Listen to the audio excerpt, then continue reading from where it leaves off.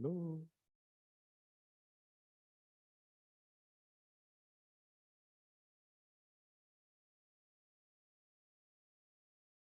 One more minute.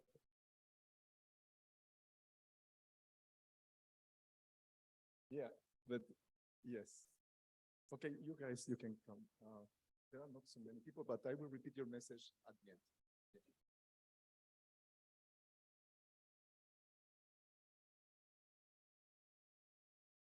Hi everyone.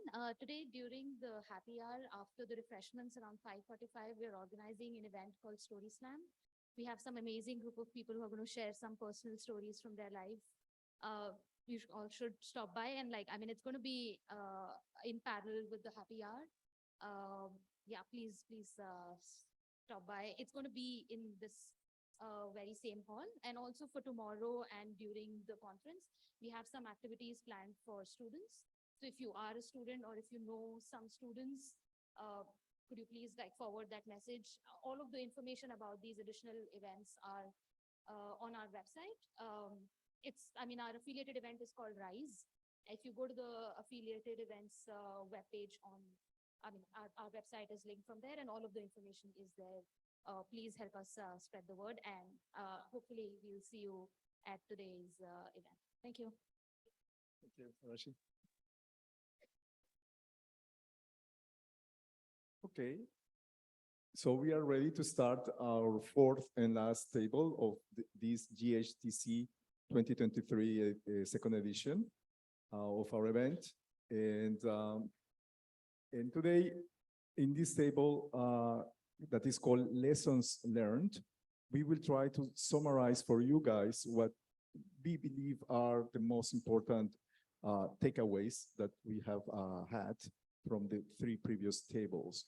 And for that, in this panel, we have three experts that know very well all the topics that were discussed.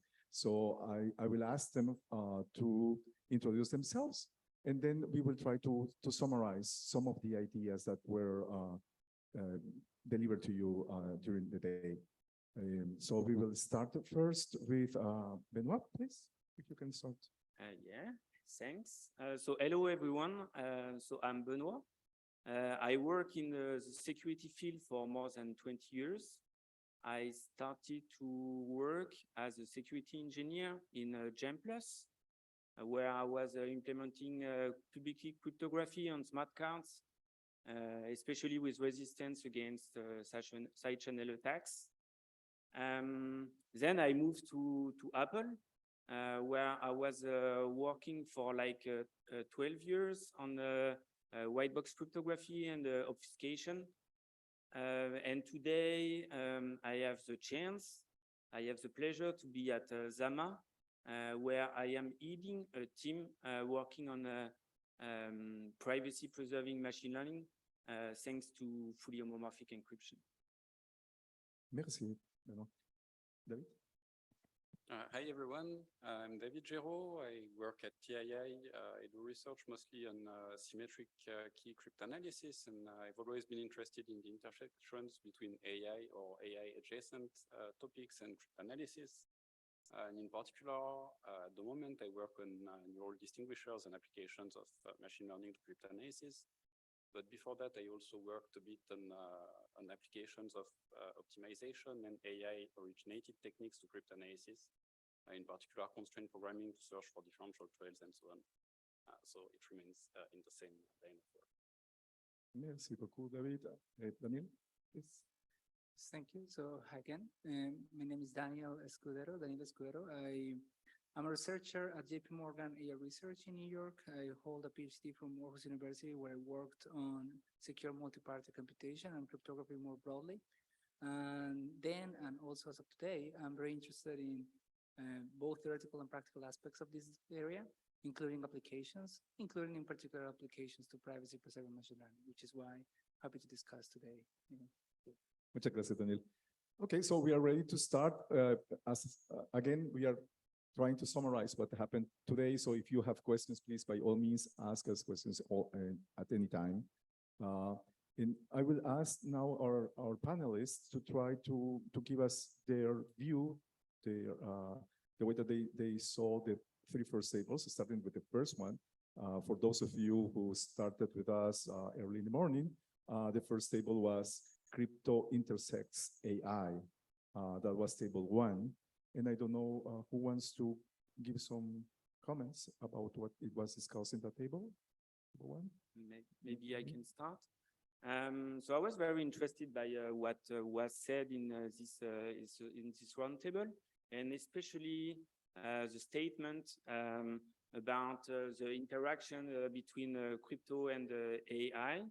I love the way when it was presented that crypto can bring its experience about having security definitions, about having already worked on the resisting to some attacks. So that's what brings the crypto community. And on the other side, there is a machine learning community, which brings, I mean, all of the magical things which are doable with LLMs or with predictions. And notably, they bring very practical problems that people may want to solve. Notably, in particular, some of the problems are very ethical. I mean, you want, as a security guys, as cryptographers, to participate to this. It's really important for us. And that's real life challenges. I like the fact that for once, we can work on subjects which are useful in practice and that you can explain to common people like your wife, husband, or your friends. You will be able to explain them that you make, that for example, the queries to the ChatGPT encrypted, and they will understand what you work on much more than if you explain that you are cryptanalyzing some AES, for example. Thank you, Benoit. I don't know, Daniel, in your opinion, how can cryptography harm AI or attack AI?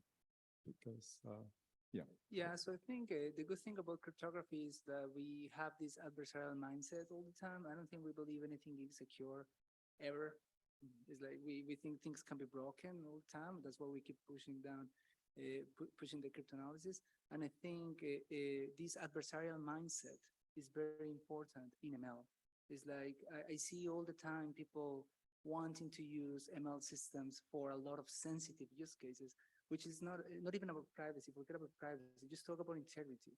It's like you want to deploy the typical use case. You want to deploy an image analysis software in a self-driving car, and then it turns out that it's very easy to turn turn signals into other type of signals, right? And it's because I see in the ML community perhaps is not that widespread to have this adversarial mindset. So I think this is very important there, and cryptography can influence at least a little bit. Right. All right. Okay. Yes, David, any further comment? Yeah, I also found very interesting this mention of cryptographers having this attacking mindset. And the fact that we are used to building models and evaluating the adversarial capabilities and challenging assumptions.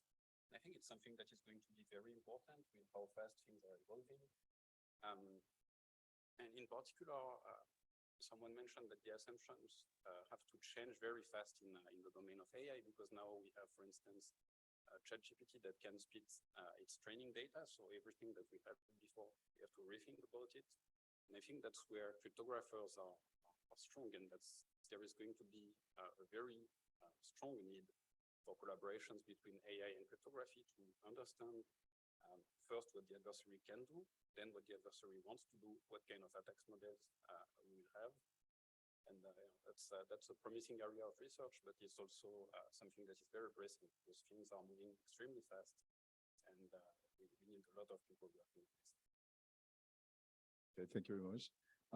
I don't know, maybe I'm wrong, but I got the impression from the discussion during the morning, during the day, that this interaction, this marriage between cryptography and AI is always leading to like destructive applications, like attacking each other. But maybe am I right or is a wrong assumption? Yes, please. Yes. So I would say that the relationship between machine learning and crypto are a kind of love-hate relationship. So we've seen in the morning, especially that crypto was used to break AI to recover the weights of the models, for example, or that AI was used to break crypto for with side channel attacks. Or we even I discovered that in one of the roundtable, Christine explained that more or less, or at least what I understood is that more or less machine learning can be used to break some of the variants of LWE, which is incredible. So that's for the love part. But there is also sorry, for the hate part. But there is also love, and I'm very happy with that. So notably in Zama, we are working on, so we are cryptographers mainly, and we are working on bringing tools to make machine learning better, especially with privacy preserving stuff. And as was said, I think by Ilaria and by Christine, we try to make that the products that can be used by the machine learning practitioners are easy to use, so that they don't have to know how crypto works, but still can use it securely. Exactly as for example, Torch is a way for students to use machine learning to make deep learning without really having to understand how the math works below. Thank you very much. Any further comment? Maybe Fabi? Just one thing I'd like to mention. So if, indeed, there are a lot of work on the destructive side, but on the constructive side, there are also a few works. And I remember a paper from, I think, maybe 2016, that was learning to protect communication using machine learning, where researchers trained machine learning algorithms to learn an encryption algorithm. So basically, you have two machine learning algorithms that are trying to communicate, one trying to decrypt the messages of the other, and one in the middle that is trying to attack without knowing the key. And so this is one example where machine learning was used to construct a crypto system. So of course, it's still in its infancy and it needs a lot of further work, but there is also a bit of work on the constructive side. Thank you very much. Okay, so continuing with our roadmap, we will try to now summarize table 2. Table 2 was crypto meets AI and cryptanalysis. So maybe David, would you like to start your summary? So one thing that I found interesting in this table is that we talked about the fact that the problems that we have in cryptanalysis are quite different from the problems that are usually found in AI. And the solutions are quite different as well. So for instance, there was the notion that smaller models seem to work well for cryptanalysis, which is something that does not occur in AI. There is also one aspect that is that for cryptanalysis, you can virtually generate unlimited data. So that's another difference with what you have in the field of AI, where it's generally difficult to collect data. And another difference that I'd like to mention is that in general AI, so for instance, if you want to build a self-driving vehicle, then you need a very high accuracy, right? If you see something on the road, you need to be sure if it's a child or if it's just the road, right? It's quite important. But for cryptanalysis, we are not only interested in the cases with super high accuracy, but anything that is remotely above 50% accuracy is very good for us. And I think that's something that is a bit less looked at in the field of AI. So I think what's interesting in this field is that by applying AI to cryptanalysis, we find new blind spots of AI where we can possibly find new solutions. So it brings a new perspective to AI. I found that very interesting. Thank you very much. Some further comments from Daniel or anyone? So I just want to comment that I find it very interesting to see these cryptanalytic works using AI, in particular because there are some assumptions that are very hard to break, very hard to analyze. And I think even if sometimes we don't get the sort of the algorithm out of the machine learning model, we lack explainability, we lack perhaps some knowledge about what happened, I think it still provides intuition on what type of things are going wrong, what are going well with certain algorithms. So I think all these attempts, even though they may not lead to concrete algorithms or to concrete breaks, I think they shed a lot of light that we should take into account. Very interesting. Maybe I wanted to mention something which was very interesting to me, which is the explainability. Explainability. That was Yes, going to be it's my- complicated. Sorry for that. So I was very interested to see that with that, you might expect to find new attacks that were not known by humans, but maybe machine learning could point out some directions for research to us humans. So that's awesome. And another side, another aspect of explainability for me is how it could be used for developers to modify their implementation to have a resistance against side channel attacks, for example. So if the explainability could tell you this is because you take that point of the curve and that point of the curve and you do that, you could use this kind of information to change the way it has been implemented to fix the leak that the machine learning is showing to us. But now, Daniel, don't you think that it might be wishful thinking, what Jospen was said? I mean, sounds nice, but is it feasible in practice? I hope it is. And the main reason is that if we keep pushing in the direction of using machine learning for cryptanalysis, then we find new attacks, we improve the attacks, and we keep pushing to get more rounds, more accuracy, and so on. But if we get to a point where we actually break something for a significant number of rounds, and we get actual attacks that are threatening, if we are not able to interpret why these attacks are threatening, then we know that the cipher is broken, but we don't know why. And it means that we can't replace it because we don't know what part of the cipher is problematic. So I do hope that that in parallel, we will find new attacks. We will find better neural distinguishers, better neural machine learning-based attacks. But at the same time, we will progress in interpreting them and understand what's going on and how it can be fixed. You are kind of optimistic, or? Well, it's still something that is in its infancy, so we still don't know what is possible, but I'm quite optimistic.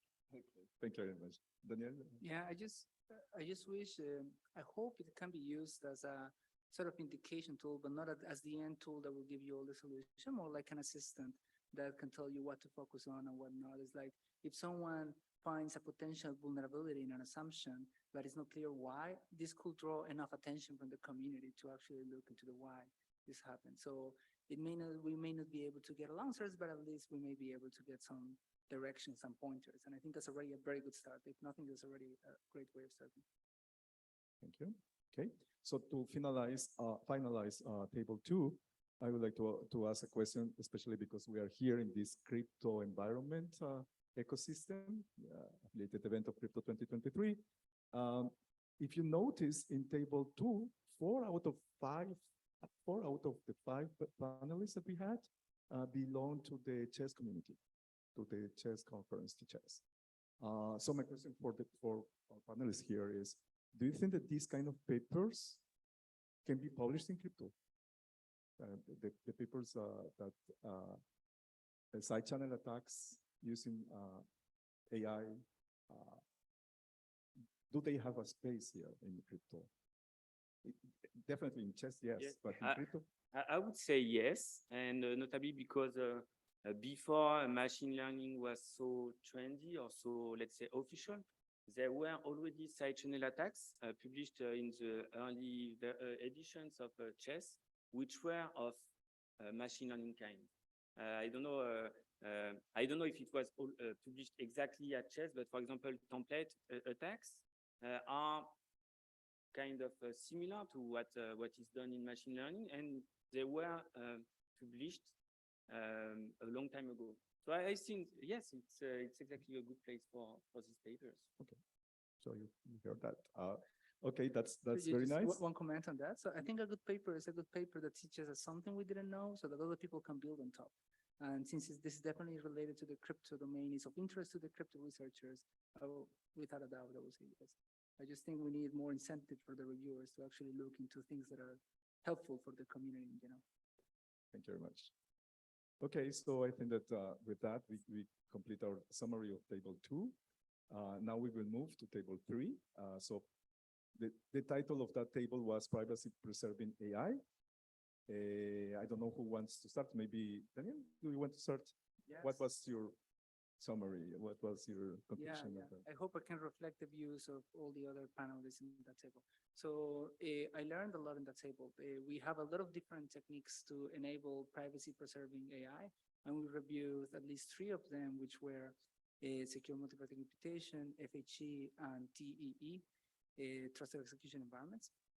And I think it was very nice. We had this discussion on the different trade-offs. MPC is very communication heavy. FHE is more computation heavy. TEEs have a computation overhead that is close to the clear text computation at the expense of having a different trust model. So we definitely went over all these different assumptions and what they mean and what is acceptable in practice. I believe we reached a conclusion that is that it's a whole range of solutions with different trade-offs, and there is no clear winner. It's just like pick your application, pick your setting, and then choose what is better for you. If you can accept this time, if you can accept this trust model, if you can accept these weaknesses. We went over all these different solutions, and yeah, we also speculated a bit on the future. Again, all circling around the same conclusion, which is there's gonna be room for all these different technologies as long as there is, well, different trade-offs to be made and different decisions to be made. You guys have questions? Because I have many questions here. For instance, don't you have a favorite? Even though you say that there is not a clear winner between fully homomorphic encryption, multi-party computation, and TE, your heart is with MPC or? Well, it's hard for me to say otherwise. Yeah. I work in MPC, but it's because for example, I'm a researcher, so I particularly like the techniques involved in it, the math involved in it, the paper writing involved in it. It's not that I believe that that's the right way to do it. So, I mean, the only right way of doing it. So, of course, my favorite is MPC, but it's because I find it very mathematically appealing. And it's a type of techniques that sort of stand on their own, that you get information theoretic security under some cases, which means you don't need to worry about assumptions, whether they're true, whether they're false, whether they're broken. So I personally enjoy this a lot, but definitely it's not the one winner for sure. Okay. Okay, so let me change the question then. What about a combination or a collaboration between these 3 areas? Are they disjoint fields, or I'm talking as an outsider? Sorry, asking a question that is naive. Of course. So I think, well, at least for sure, homomorphic encryption and MPC are very intertwined. They work together a lot. We have a lot of protocols that use a little bit of MPC here, a little bit of FHE there.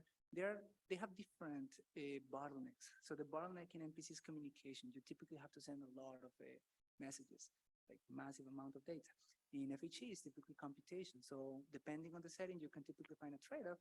And specifically when you have 2 parties, most of the time we end up using something similar to FHE or something that builds on similar assumptions as FHE.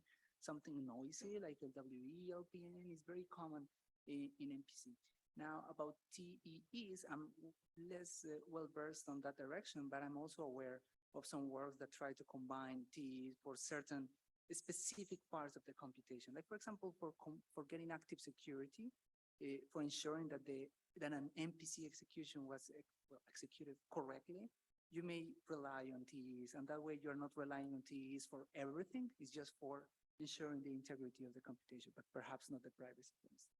So I think there are definitely room for exchange of ideas. Thank you. Benoit, any further?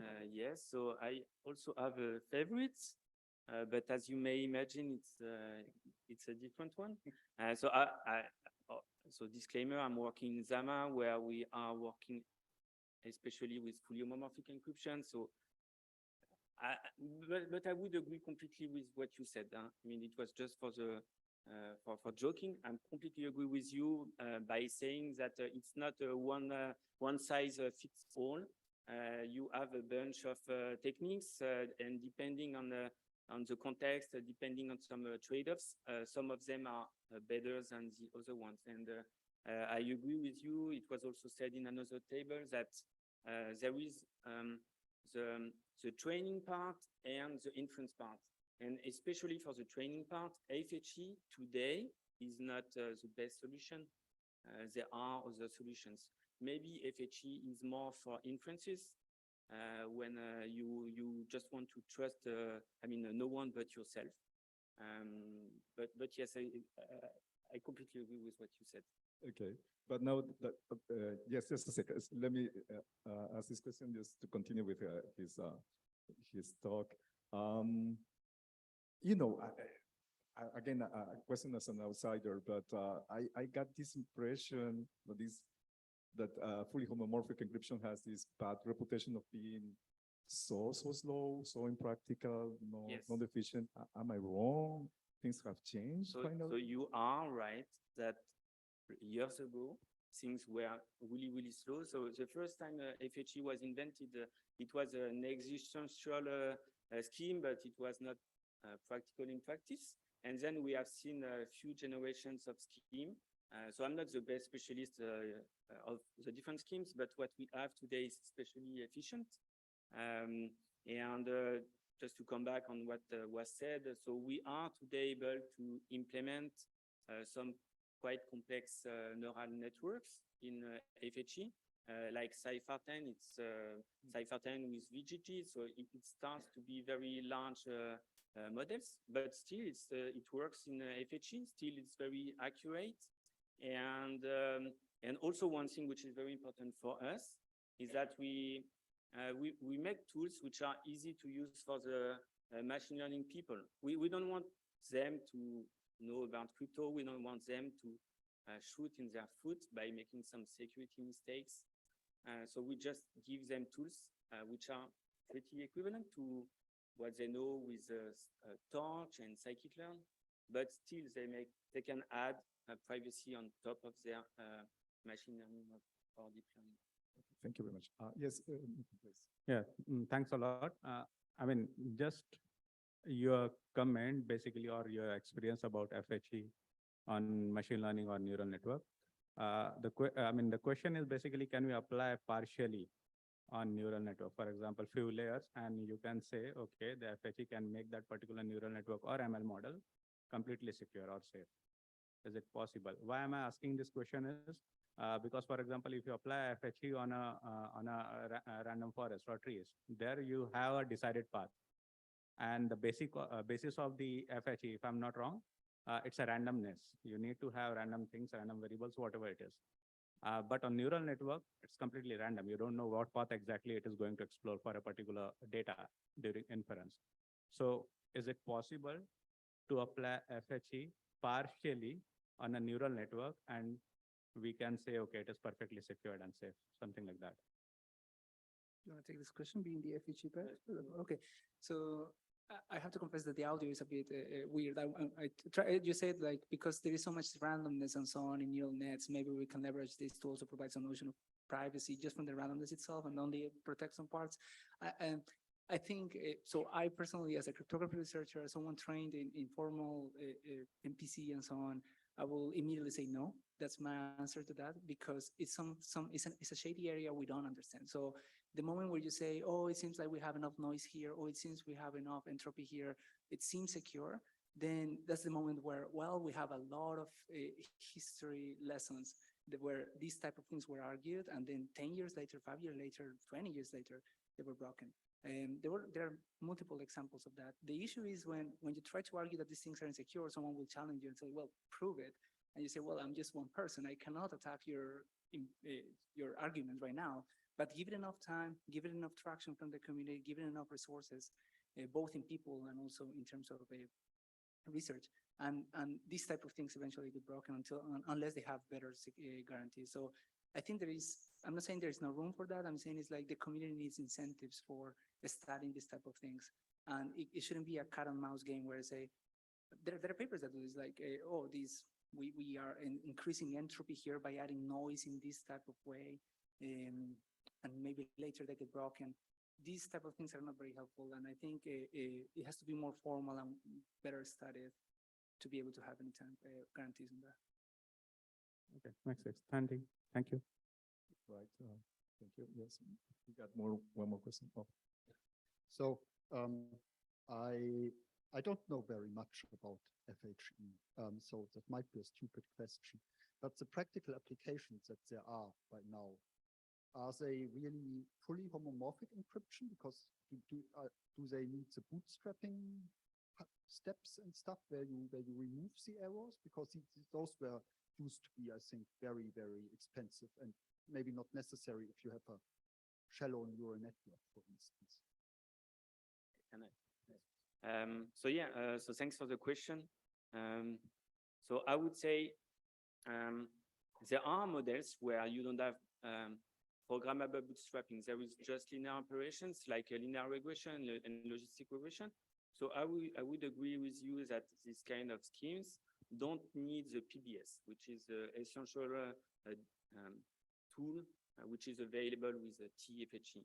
But there are other schemes like tree-based models, for example, where you have some non-linearity. So there is so either you use the CKKS solution, which is based on approximations, or you use the table lookup approach, which is what is done with the TFHE, with the PBS.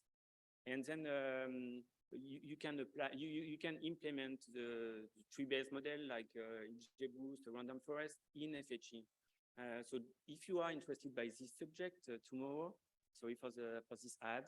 So tomorrow I explain how we at the PPML affiliated event, I explain how we implement a tree-based model in TFHE, which is not obvious because TFHE or FHE in general is not made to have branches and conditions, which is very typical from the trees.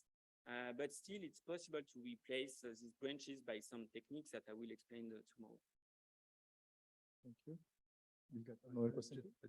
Just an observation, really. Would you agree with me when I say that even if all these technologies work either individually or in tandem, we're not out of the woods yet as regards securing AI systems?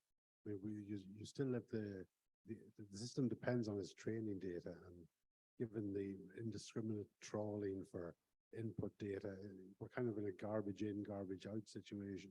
And poisoning attacks, for example, won't be prevented by the technologies that we're talking about. Poisoning attacks, you said? Which attacks? No?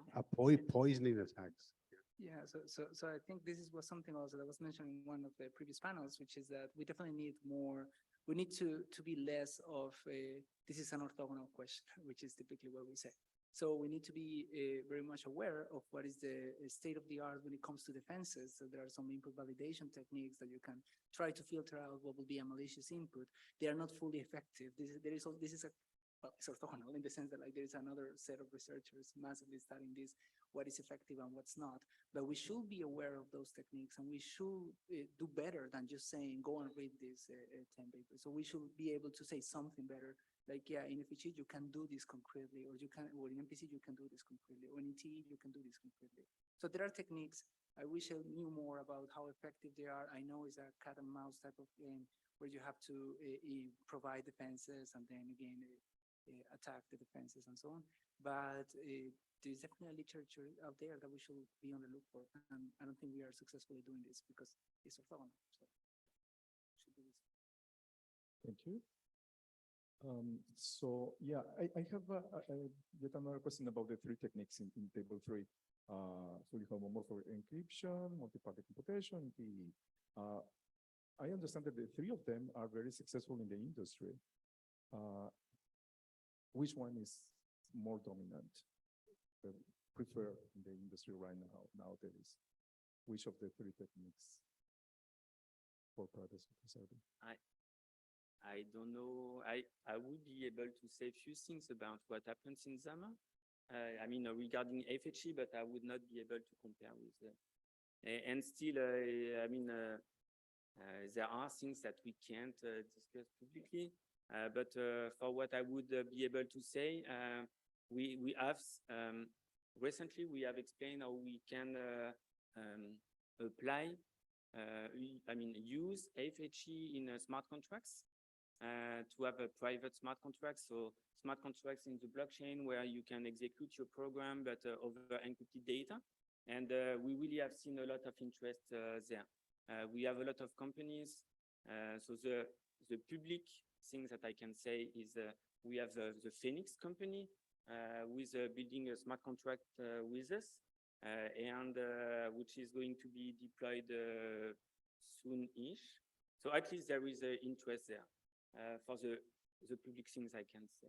Okay, thank you very much. Daniel? Yeah, so I think we go back again to what we said before of not being there one single solution. So I personally have been in situations where there are use cases or applications that we need to tackle that require certain privacy. And then we make a study of, well, if you use this technique, it will take you this time and it will have these complexities associated to it.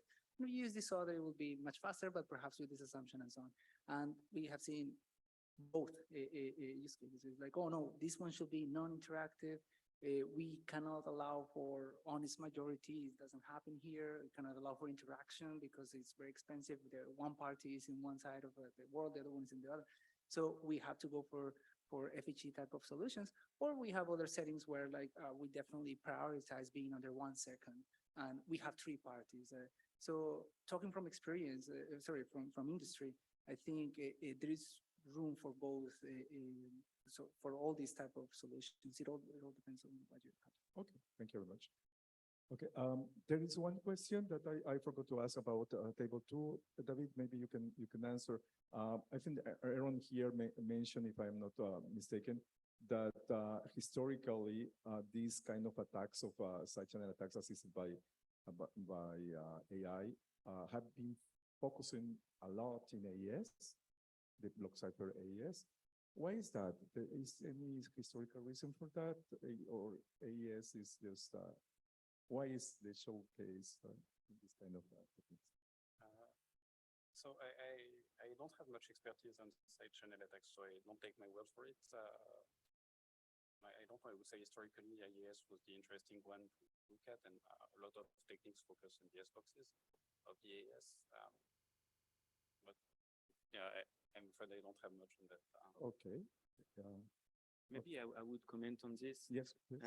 So AES is a standard for block cipher. It's recommended to use everywhere. So I'm not surprised that I'm positively surprised, happy that researchers look at something which is used in practice. So as I told you, I was in Gem Plus before, I was in Apple before, and when it was about having a block cipher, there was no question. It was AES, it was known to be secure, it was known to be very efficient. There are hardware accelerators for it and so on. So yes, that's a good thing that they look at AES implementation. Okay, thank you very much. Okay, then we are going to move to another phase of this roundtable. I will try to ask some kind of, if you will, philosophical questions. My first question of this kind, in the short term, say the next 5-10 years, what kind of advances in machine learning assisted cryptanalysis can we expect in your opinion? What can we see from, I don't know, in 2030, let's say? Anyone wants to have a... I would say in the short term, maybe more automation. Maybe it will become easier to apply machine learning techniques or AI techniques in general to evaluate cryptographic primitives. And in particular, for instance, in competitions such as the NIST competition, hopefully we will have more and more tools that allow to start all this analysis without having some expertise. And just to do a bit of promotion as well, we have this library that we released at TII not long ago that is called CLASP. That implements some automation for a few of the AI and machine learning related techniques that are used for cryptanalysis. and that allow to run these tests without having expert knowledge on the details of each of these specific tests. And I hope this is the direction where we will go more and more. So I don't think machine learning will replace cryptographers, for instance, hopefully. But I think it will become more and more of a tool that is used to assist the design. So for instance, when you want to design a new cipher, probably you will run some automated tools that will use all these techniques in a black box kind of way.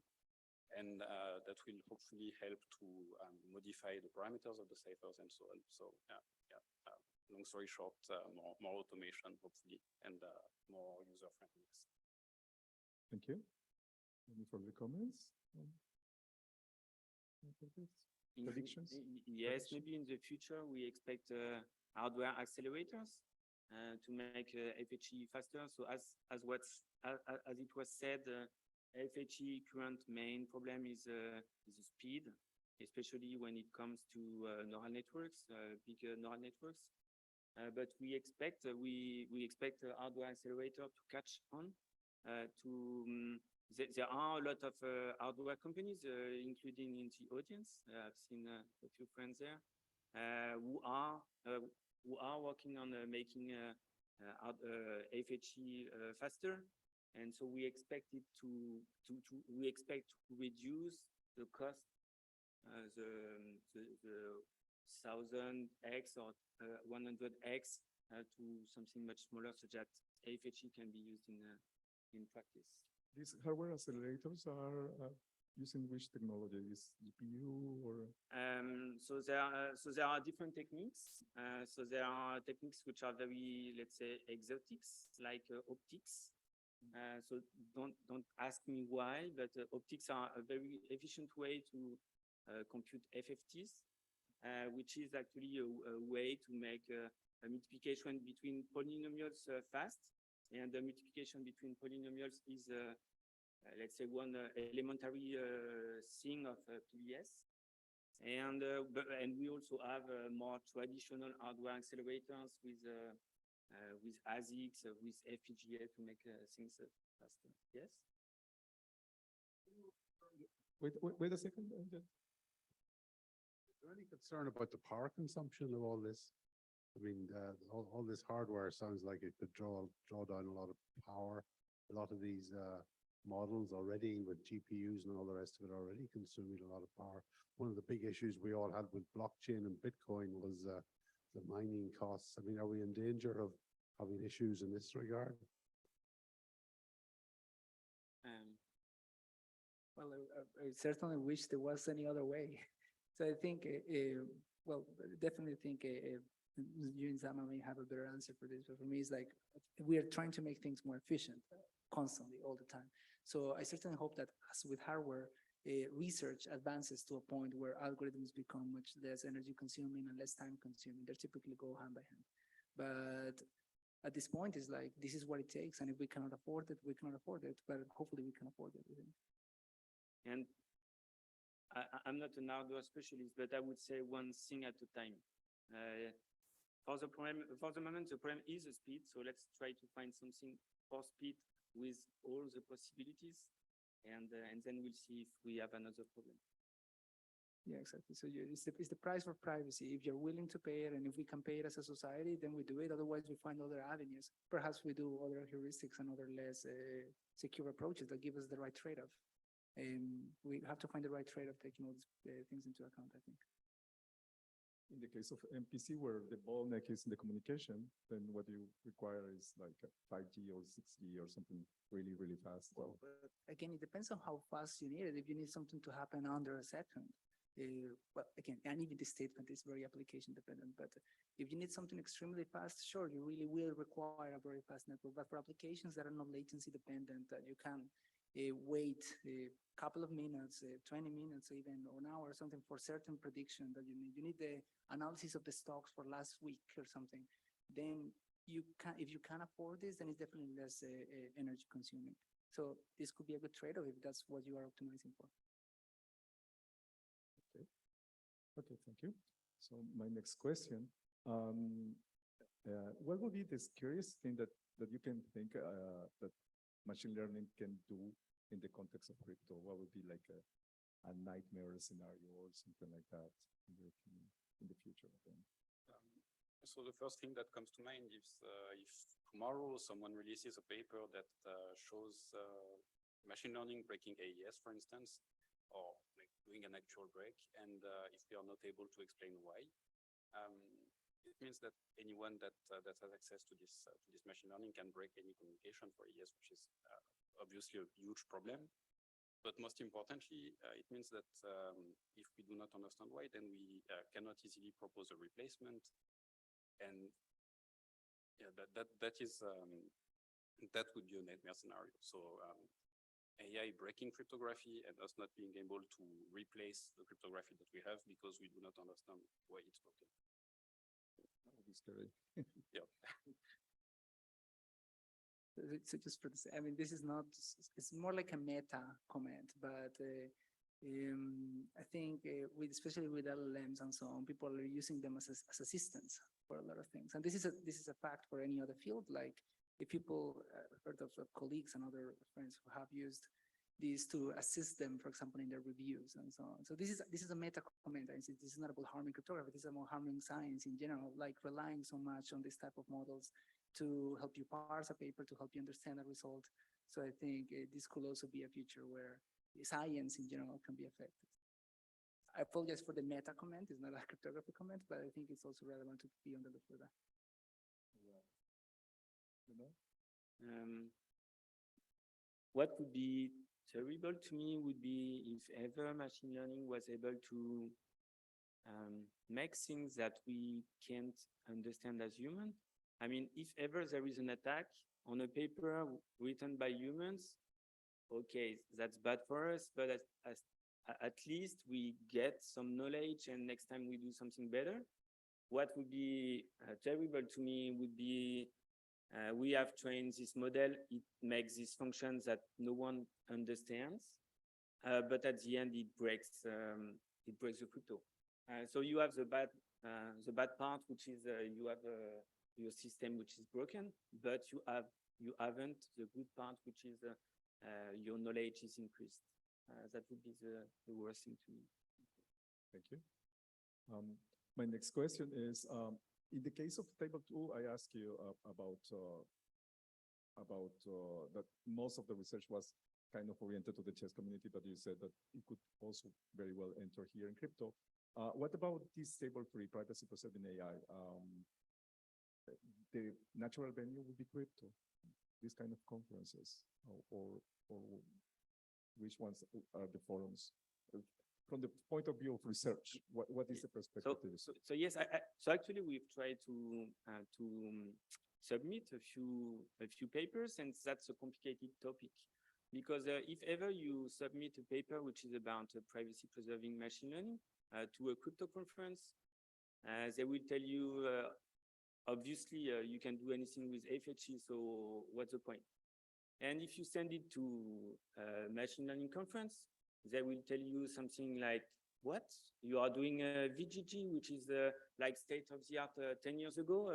I mean, the accuracy has dropped by 1%. That's terrible. And so it's very complicated to find the right venue such that they understand that there is value in mixing the two things. And that's not easy.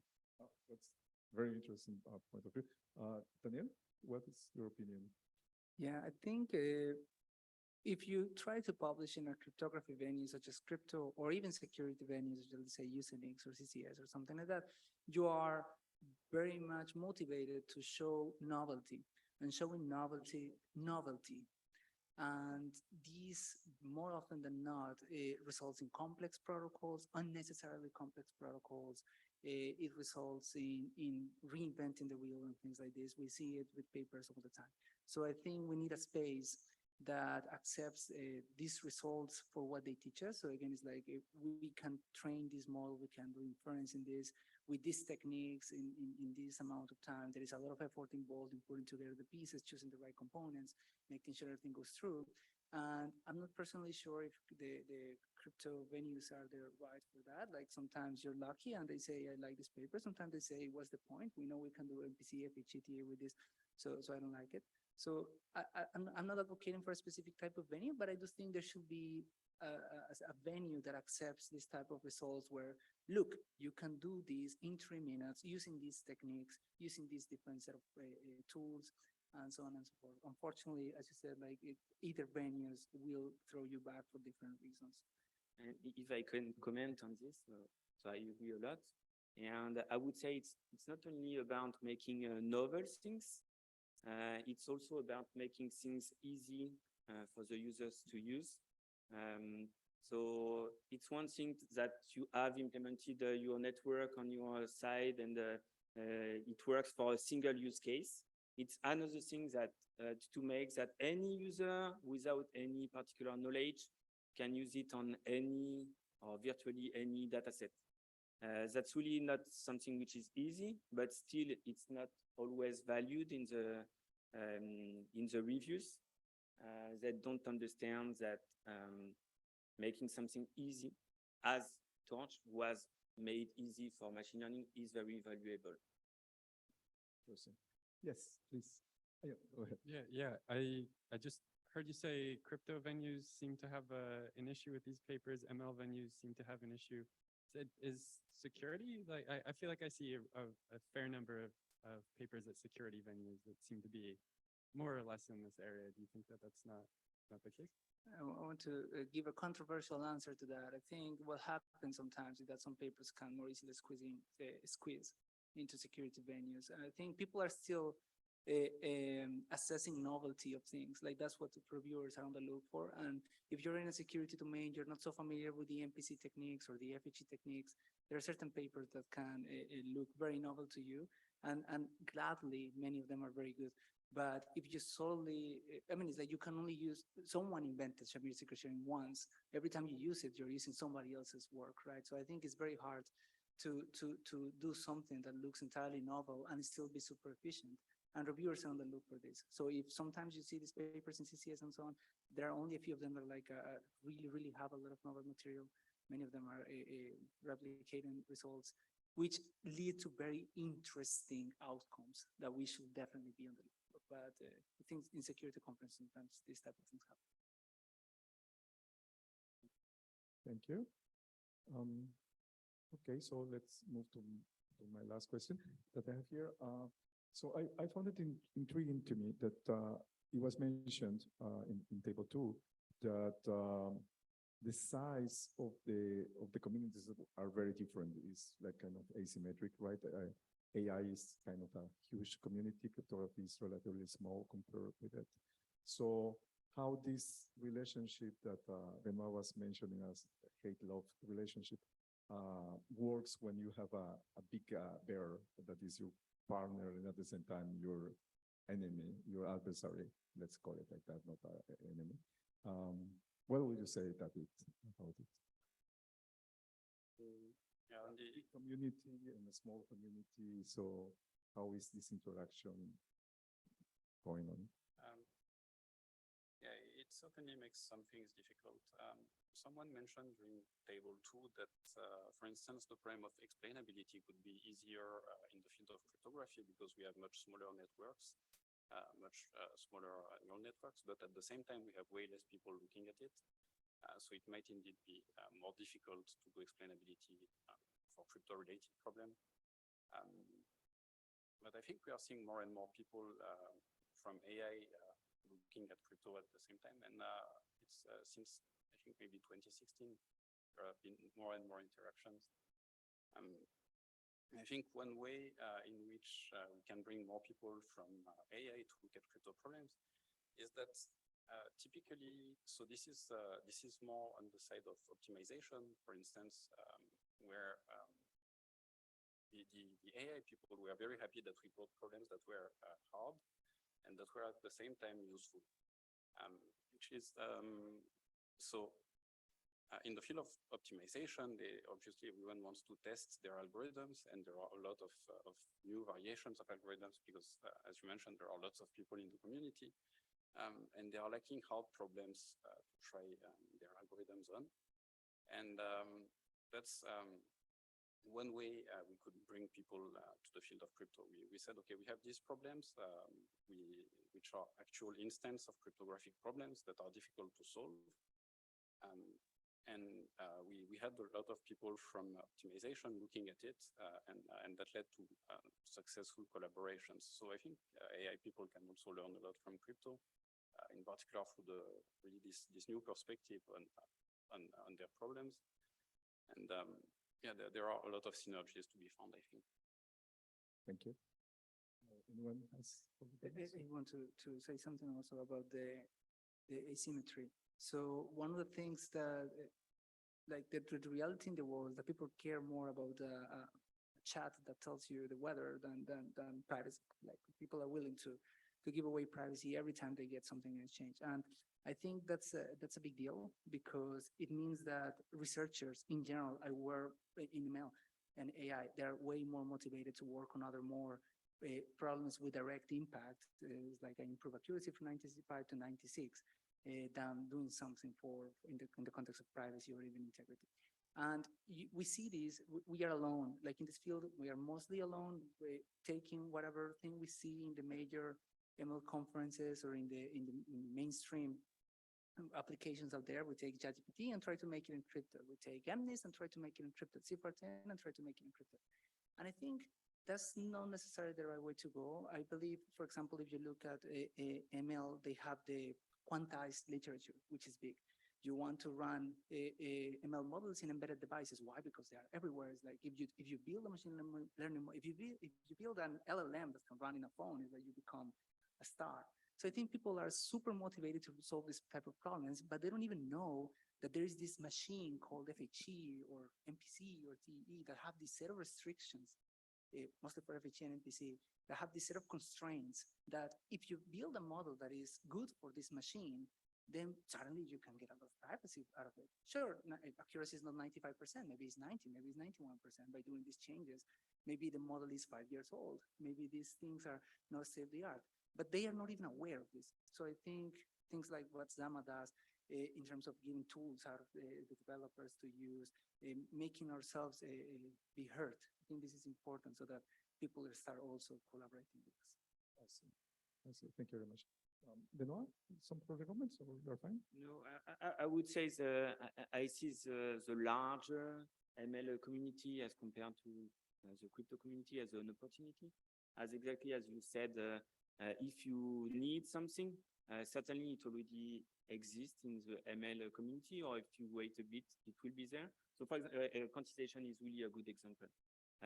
So with TFHE, I'm not sure for the other scheme, sorry, not the best specialist here, but in TFHE, we have to have integers. So you need to have your computations over integers, which means that for machine learning, normally it's on floats. So when you want to turn that into FHE and maybe MPC, you have to quantize. But you don't know how it works. You are a cryptographer, you don't know how it works. That's great that the community is so large. There are tons of people working on quantization, and you will be able to use the tools that they have already done. So that's a great opportunity for us. So just one quick thing about that. Like that's a great starting point. We have quantization papers, but once again, these researchers are with the mindset of a different set of architecture. So I work with integers, but for example, in the clear, it's super easy to do a truncation. It's just like you literally just erase the last bits and that's it. No, we cannot do this in MPC. Forget about it. It's like it takes so much more energy and time. So we have a set of an instruction set of things that are allowed, things that are not desired, and we need quantization for this specific set of constraints. And I think that would be ideal. Like if we get a paper in Europe that says neural network, MPC aware neural networks, FHE aware transformers, I think this will be very good. MPC aware, can you repeat? MPC aware or FHE aware architectures like neural networks, So transformers. if I can extend a bit on this. So in the machine learning, there is post-training quantization, there is quantization-aware training. Quantization-aware training is a better way to train, and at the end to have a model which is quantized. And we agree that it would be awesome to have something which is even better, which is FHE-aware training, or MPC, I guess. which would mean that at the training time, the algorithm knows that the algorithm, the training model is going to be used in FHE. So it is going to be to make the best choices for this specific use case. So as you said, in the clear, you don't care about having two large accumulators because at the end you are going to quantize that. In FHE, you don't want to have two large integers, so you prefer to have smaller accumulators, and you would love to have trainings which allow you to do things like that. Okay, thank you very much. So I think that we have learned a lot, quite a lot. That's my case during this journey, during this today.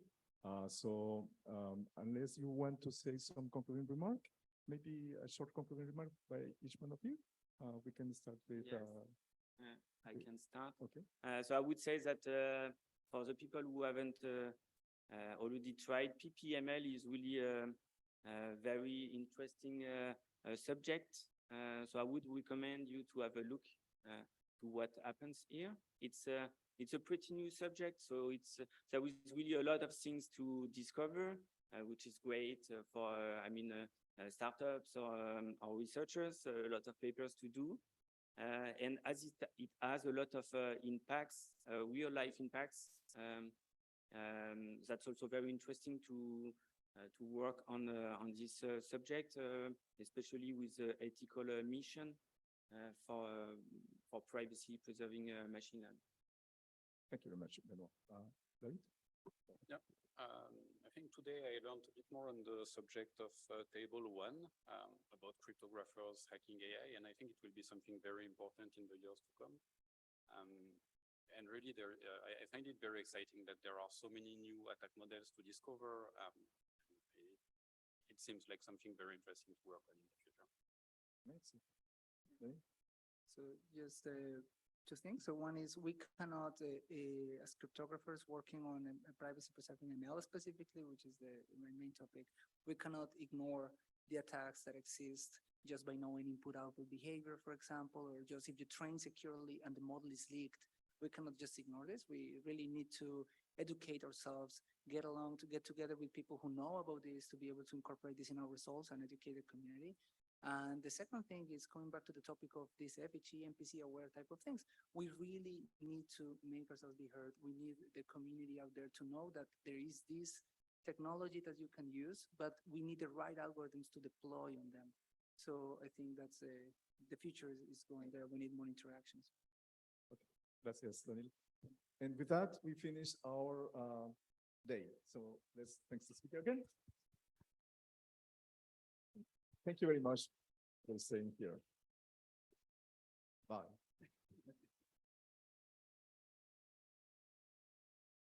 Merci. Thank you.